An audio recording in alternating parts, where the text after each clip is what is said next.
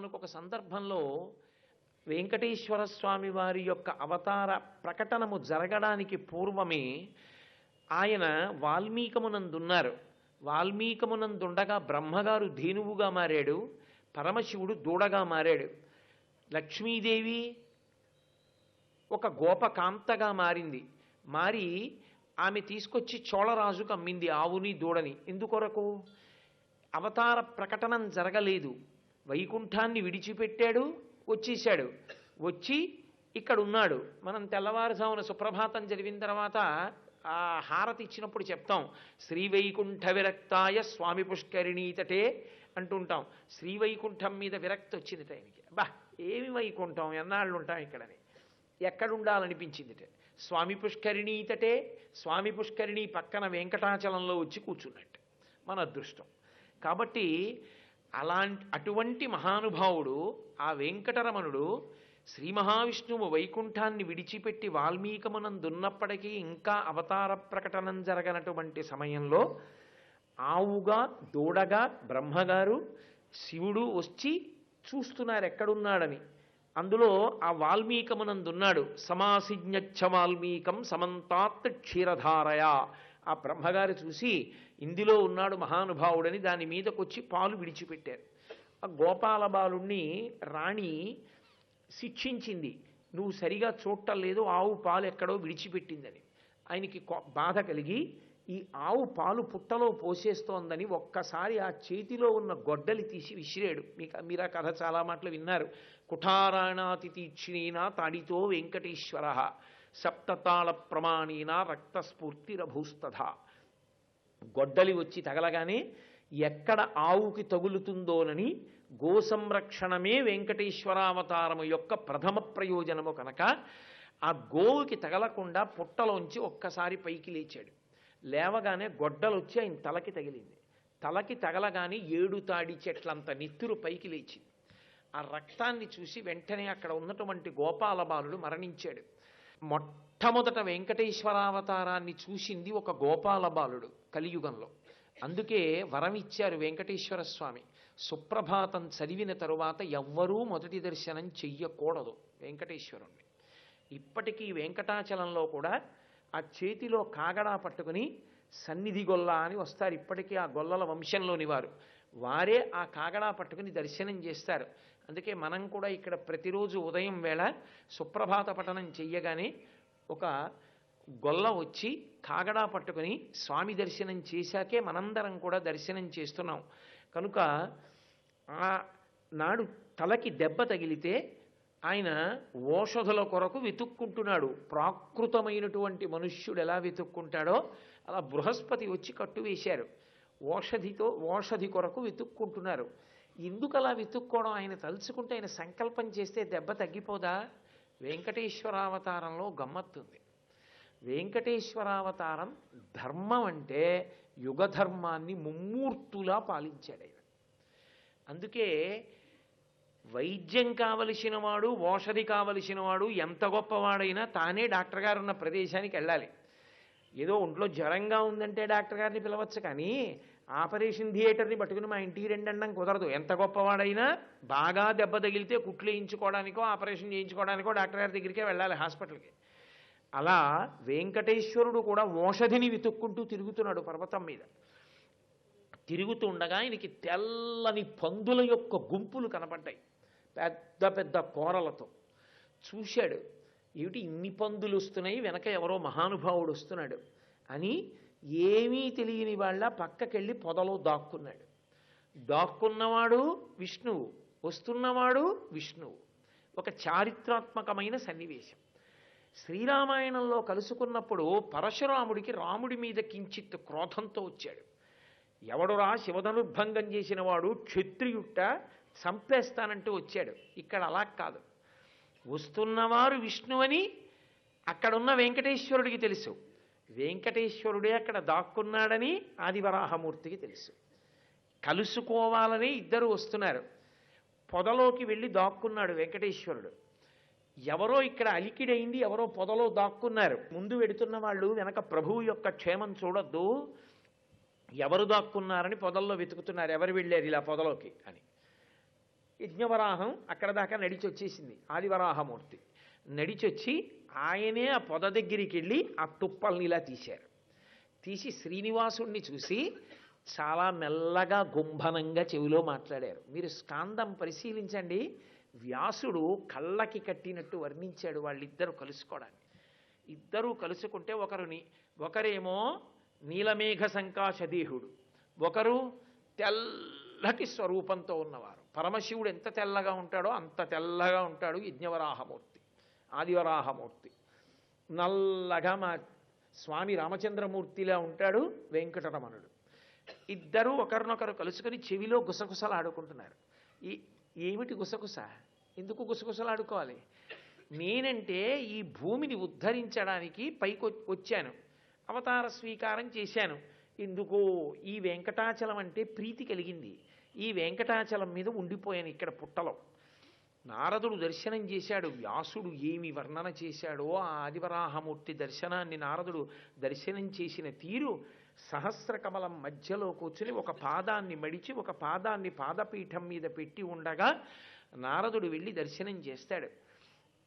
అటువంటి స్వామి వెంకటేశ్వరుడితో గుసగుసలాడాడు. ఏమిటి గుసగుసలాడతాడు? ఈ విషయాన్ని చూశారట 33 కోట్ల మంది దేవతలు పైకొచ్చి చూశారు. చూసి ఎంత విచిత్రం రా, ఒక్క విష్ణువు 2 జ్యోతులు ఒక్క ప్రమిదలో వెలుగుతున్నట్లు అదే విష్ణువు ఆదివరాహస్వామి అయి యజ్ఞవరాహమూర్తి అయి అదే విష్ణువు వెంకటేశ్వరుడై ఇద్దరూ 2 ప్రయోజనాలకు వచ్చారు. ఒకరు ఈ భూమిని పైకెత్తాడు, పైకెత్తి ఆయనకి వెంకటాచలం నందు కలిగినటువంటి అపారమైన ప్రీతి చేత అక్కడే ఒక వాల్మీకమునందు ఉండిపోయాడు.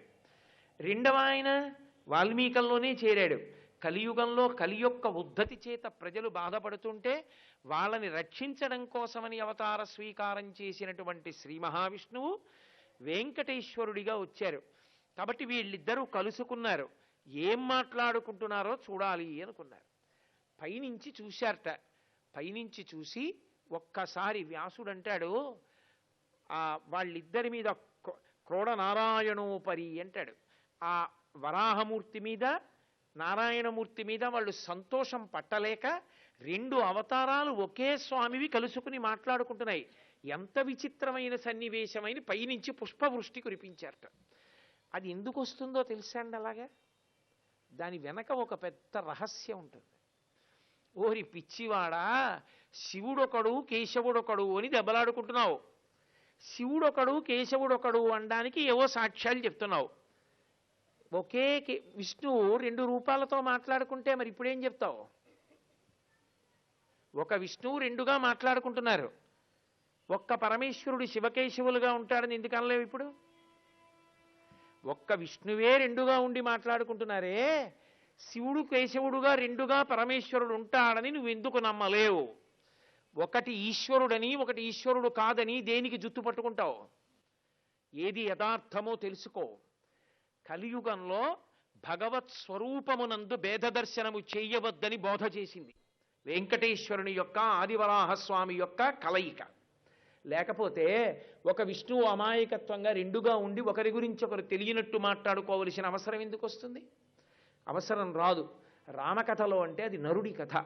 నరుడి కథలో పరశురామావతారంలో ఒక నరుడు విష్ణువు నరుడిగా వచ్చాడన్న విషయం పరశురాముడు తెలుసుకోలేకపోయాడు క్రోధోద్ధతి చేత అంటే కొంతవరకు అర్థం ఉంది. ఇక్కడ ఏ కారణం చేత ఇద్దరు మాట్లాడుకుంటారు? ఒకే పరమాత్మ ఎన్ని రూపములనైనా ధరించగలడు అని చెప్పడం కోసం ఆయన ఒక్క విష్ణువే 2 రూపములుగా ప్రకాశించాడు. ప్రకాశించి ఆది యజ్ఞవరాహంగా, వేరొకరు వెంకటేశ్వరుడిగా, ఇద్దరుగా ఒకరితో ఒకరు మాట్లాడుకున్నారు. మాట్లాడుకుంటుంటే ఏమిటి చెవిలోకి వెళ్ళి అడిగేట్టయినా, అయ్యా నేను ఎందుకు వచ్చానో మీకు తెలుసు, భూమిని ఉద్ధరించడానికి వచ్చాను. మీరెందుకు వచ్చారు వైకుంఠాన్ని విడిచి? తెలియదా విష్ణువుకి? తెలుసు. మరి ఎందుకు చెప్పించడం? మనందరికీ వేరొకసారి నమ్మకం కలగడానికి, మనందరికీ ఆ స్వామి మీద అనురక్తి కలగడానికి, మనందరికీ ఆ స్వామి మీద భక్తి కలగడానికి. ఆయన కర్మ కలిపురుషుని యొక్క ఉద్ధతికి కొట్టుకుపోతుంటే కలి యొక్క ఉద్ధతి చేత పాపములు చేసి ఉన్న 70 ఏళ్ళలో 80 ఏళ్ళలో పాపమే పాపమే పాపమే చేసి మళ్ళీ కృతయుగం వచ్చేంత వరకు ఈ పాపాల యొక్క ఫలితం అనుభవించడానికి యమలోకంలో పడి ఉండవలసినటువంటి మానవుల్ని రక్షించడానికి తాను అభయముద్ర ఆ వరదముద్ర పట్టి మహానుభావుడు వెంకటేశ్వర స్వరూపమై కలియుగంలో నేను వెంకటాచలం మీద వెలుస్తున్నాను అని తన అవతార ప్రయోజనాన్ని మరొకసారి మనకి జ్ఞాపకం చెయ్యడానికి ఆదివరాహమూర్తితో ముచ్చట్లాడాడు. ఈ జీవులను ఉద్ధరించడానికి వచ్చాను నేను ఇక్కడికి. ఇప్పుడు ఇద్దరూ కలుసుకున్నారు. కలుసుకుంటే వ్యాసుడు ఒక అద్భుతమైన మాట అన్నాడు. వీళ్ళిద్దరూ కలుసుకున్నారు కానీ వాళ్ళిద్దరూ కూడా మాట్లాడుకోవడం, వాళ్ళిద్దరి యొక్క పనులు ఒక విషయము చేత కట్టబడుతున్నాయి అన్నాడు. దేని చేత? యథాయుగాం యథాదేశాం యథాకాలం యథావయ. ధర్మం అనేటటువంటిది దేశము కాలము ఈ రెండిటిని ఆశ్రయించి ఉంటుంది. ఒక చోట ఉన్న ధర్మము వేరొక చోట ఉండదు. మనం దక్షిణ దేశంలో ఓ అభిషేకం చేయడానికో పరమాత్మ దర్శనానికో పూజ చేయడానికో వెడితే పైన ఉన్నటువంటి వస్త్రాన్ని విప్పి ఉత్తరీయం వేసుకుని వెళ్ళాలి. ఉత్తర భారతదేశంలో ఏ ఋషికేశ్లోనో లేకపోతే ఏ కేదార్నాథ్లోనో అర్చకత్వం చేస్తున్న వ్యక్తి ఒంటి నిండా స్వెట్టర్లు వేసుకుని చేస్తాడు. ఇప్పుడు అది దోషమా అని మీరు అడిగారు అనుకోండి, దేశమును బట్టి ధర్మం ఉంటుంది. ఆయన కానీ ఉత్తరీయం ఒకటే వేసుకుంటే శరీరం కొయ్యబారిపోతుంది. అందుకని అక్కడ అనుమతిస్తుంది ధర్మం, అలా వేసుకోవడాన్ని అనుమతించింది. కానీ ఆ అవసరం లేని చోట నువ్వు అలా వేసుకుని వెళ్ళడానికి వీల్లేదు.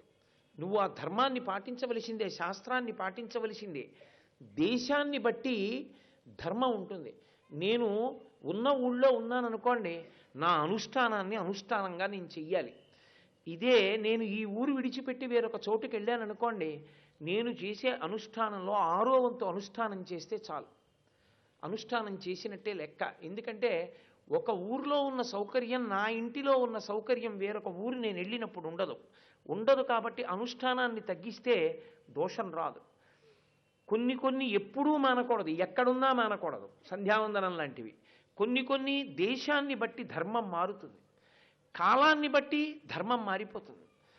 ప్రాతకాలంలో ఉన్న ధర్మం మధ్యాహ్నం ఉండదు, మధ్యాహ్నం ఉన్న ధర్మం సాయంత్రం ఉండదు, సాయంత్రం ఉన్న ధర్మం రాత్రి ఉండదు. ఏకాదశి నాటి ధర్మం ద్వాదశికి ఉండదు, ద్వాదశి నాటి ధర్మం ఏకాదశి నాడు ఉండదు.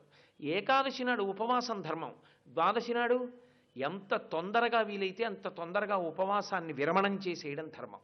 ద్వాదశి నాడు ఉపవాసం ఉండకూడదు. ద్వాదశి ఘడియలు వచ్చేసాయంటే ఉపవాస విరమణం చేసేయాలి. ఏకాదశి తిథి ఉంటే ఉపవాసం ఉండాలి. తిథిని బట్టి కాలాన్ని బట్టి ధర్మం మారిపోతుంది. దేశము కాలము ఈ రెండు ధర్మమునందు అత్యంత ప్రధానమైన లక్షణములు. ఈ రెండిటికి మళ్ళీ ముడిపడిపోయేది ప్రధానంగా దేని బట్టి? యుగాన్ని బట్టి మారుతుంది. ఒక్కొక్క యుగంలో ఒక్కొక్కటి ప్రధానమవుతుంది. ఇది కలియుగం. కలియుగంలో నిజానికి పెద్ద యజ్ఞాలు లేవు, తీసేశారు, అసలు చెయ్యడానికి వీల్లేదన్నారు. అశ్వమేధయాగం మీరు పరిశీలనం చేస్తే కృతయుగంలో, త్రేతాయుగంలో, ద్వాపరయుగంలో కూడా అశ్వమేధయాగం కనబడుతుంది. కలియుగం దగ్గరికి వచ్చేటప్పటికీ అశ్వమేధయాగం ఉండదు. అశ్వమేధయాగ కల్పం కానీ అశ్వమేధయాగ సంకల్పం కానీ లేవు. ఎవరైనా అశ్వమేధయాగం చేస్తున్నానంటే దోషం, అసలు కలియుగంలో లేదు. మరి అశ్వమేధయాగం చెయ్యాలనుకున్నవాడు అశ్వమేధయాగం చేసిన ఫలితాన్ని పొందాలనుకుంటే అనాథ ప్రేత సంస్కారం. అనాథ మరణిస్తే ఆ ప్రేతానికి కొడుకులా సంస్కారం చేస్తే అలా ఎవరు చేశారో వాడికి అశ్వమేధయాగం చేశాడు అని ఫలితం వేస్తారు తప్ప కలియుగంలో అశ్వమేధయాగం లేదు. ఒక యజ్ఞం చేస్తే భూరి దక్షిణలు ఇవ్వాలి. అసలు నిజానికి రజతాన్ని ఇవ్వకూడదు. వెండి పితృదేవతల యొక్క ప్రీతికి బంగారాన్ని దానం చెయ్యాలి.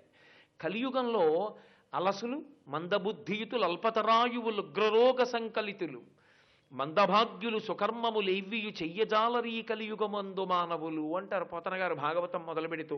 మందభాగ్యులు, తక్కువ ఐశ్వర్యం ఉంటుంది, ఐశ్వర్యం ఉన్నా స్వార్థం ఉంటుంది.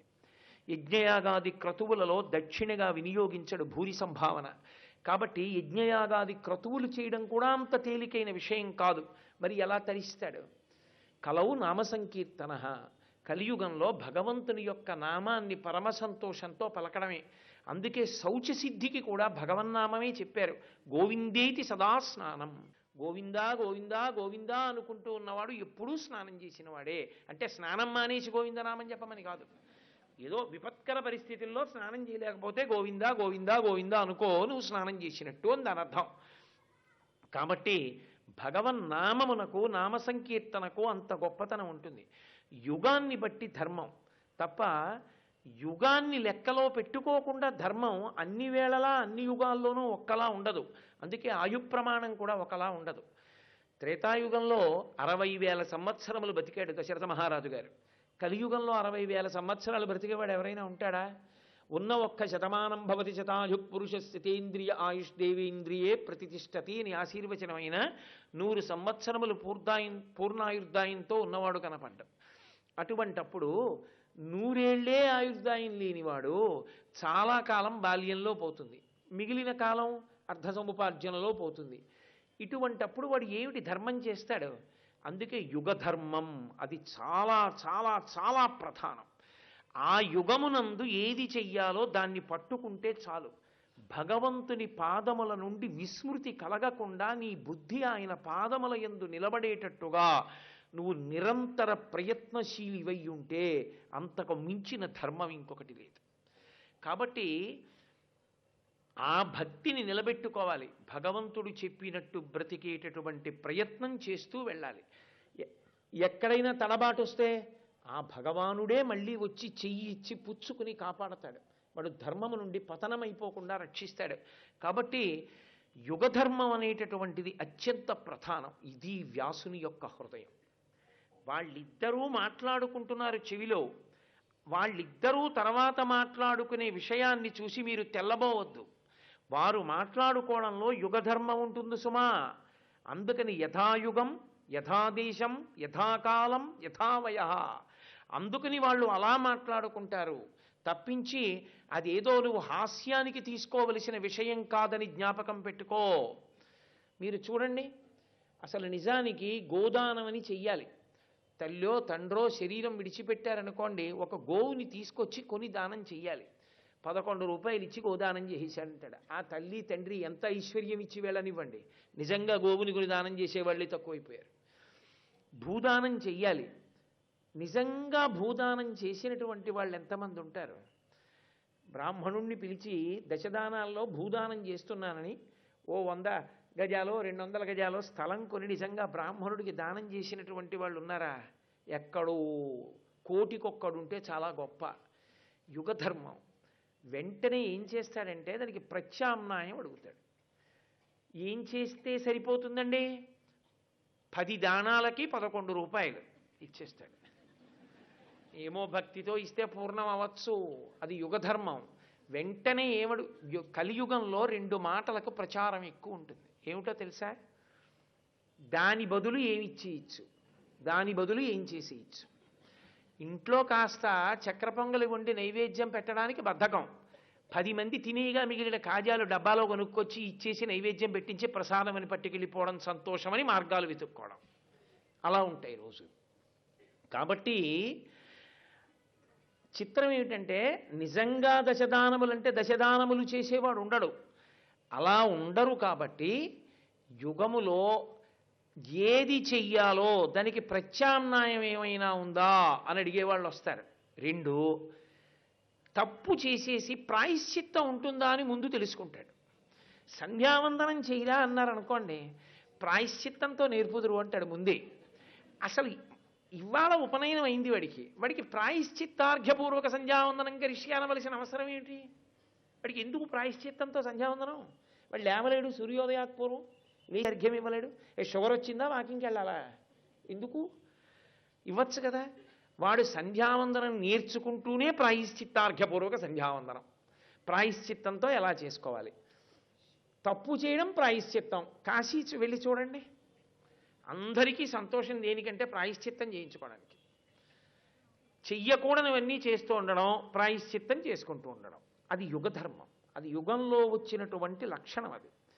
కాబట్టి వాళ్ళు యుగధర్మాన్ని దృష్టిలో పెట్టుకొని మాట్లాడుకుంటున్నారు. ఈ లక్షణం ప్రచోదనం అవుతూ ఉంటుంది సుమా.